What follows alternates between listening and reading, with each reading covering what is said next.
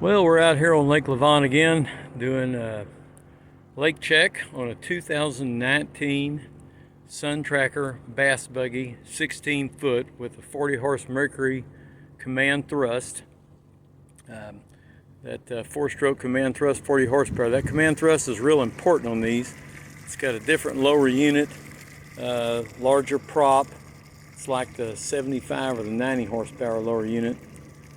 On these smaller horsepower ones, it's imperative in my opinion because of the fact that the prop is a larger diameter. Some of the 90s and stuff on the larger ones, I've actually run those and been happy with them, but on these smaller 40s, that command thrust in my opinion is a necessity. But anyhow, here it is running, smooth as glass, or like they say, running like a sewing machine. Those Mercury four strokes, these Mercury four strokes, just, I'm so impressed with the way these things run and idle. They're just super smooth. We'll spin back around up here. Here's your casting chairs. I've got them folded down right now, but we'll fold them up here real quick so you can see them. This boat's, chairs like new. We'll spin around here and let you see the L-shaped seating. And then, of course, you got your seat in front of the console. That's a live well. We'll go ahead and open it up. I'll turn it on for you.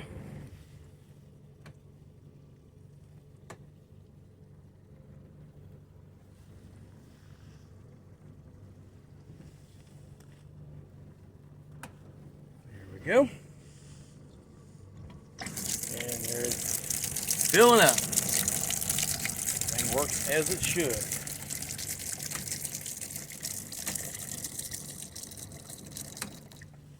And here's the Lowrance Hook 4X. See if you can see it. I've just got it on the depth finder part. Don't have it on the graph or anything because just wanted to use it for when I'm there cruising for the depth portion of it. But anyhow, this is a super nice little boat. These things are fun. You can go back in some pretty tight spaces that you can't go back with the larger ones.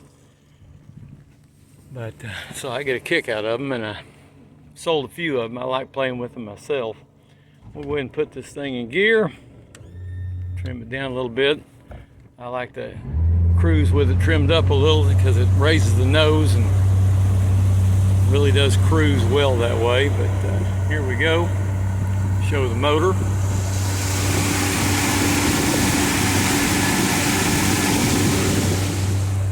And the RPM.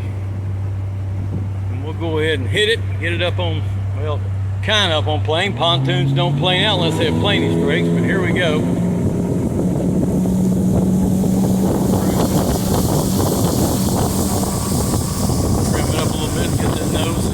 Water breaking back. You can't even hear the water breaking. You can see it here, all the way back towards the out where I'm sitting.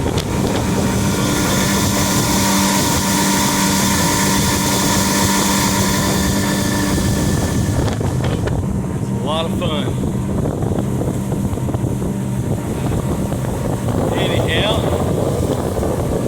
somewhat of an idea how we're running along. GPS'd it, I got 22 out of it, which is plenty fast cruising along. One of these things gets you pretty much wherever you want to go and back in a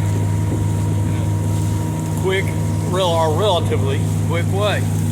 But anyhow, that concludes. I'll do one more shot of the RPM again. And there you go. That'll conclude the lake check. Appreciate y'all watching. Thank you. I'm going to go ahead and add a little supplemental video to this lake check. Show everybody just how well these things do perform. These are a lot of fun to drive. I'm having a good time out here cruising, so I thought I'd just go ahead and expound on this a little bit and show just how well they do perform and how they react to trim. A lot of pontoon boats you can't even tell you have trim on them. These balance just right. They really do perform, and that trim does have does make a difference, does have an impact. Here we go.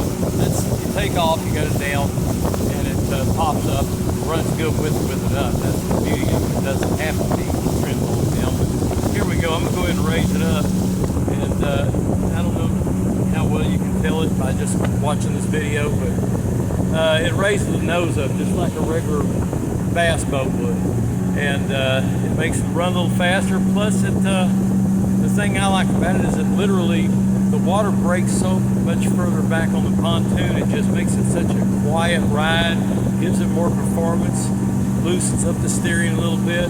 It's just a neat little fun boat to drive, and you don't find that with all the pontoons because of the fact that, you know, they're large and they don't react to trim. In fact, a lot of times they'll blow out because the boat's too heavy to raise the nose. So it really negates the advantage of even having trim. But anyhow, I just show that. I'm going to stand up here, and it's going to get windy, so you won't be able to hear it as well. But see if I can show what I'm talking about as far as that water breaking further back on the pontoons and making a nice, quiet, more performing ride. Here you go, standing up.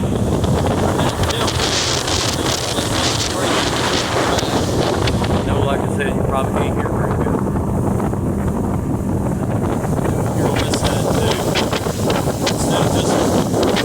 Instead of just plowing through the water,